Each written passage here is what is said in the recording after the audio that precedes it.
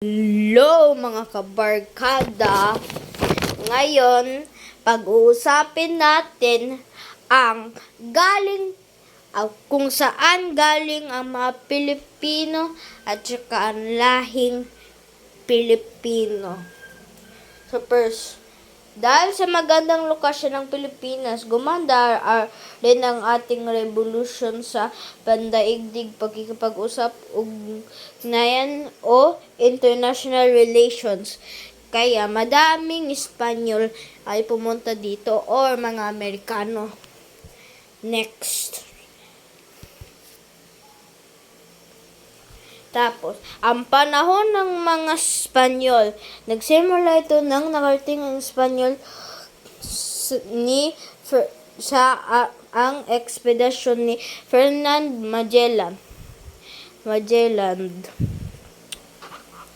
Tapos, meron daw theory na ang Pilipino ay galing sa isang bamboo. Tapos, meron dalawang tao. Si Maganda at si Malakas. Naging uyab sila dalawa.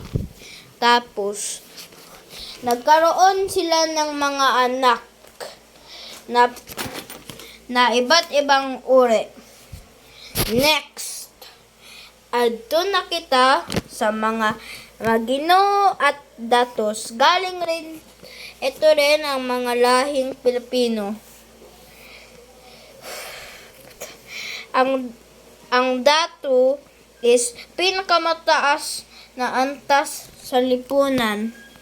Ang Marlica at Timawa is parang medyo sidya mababa, guys. Tapos, Timawa, karaniwang mamamayan o malayang tao, hindi sila nagbabayad ng buwis, ngunit nagbibigay serbisyong sa datos gaya ng pagtayo ng bahay, pag-aad ng bangka, pakikidigma.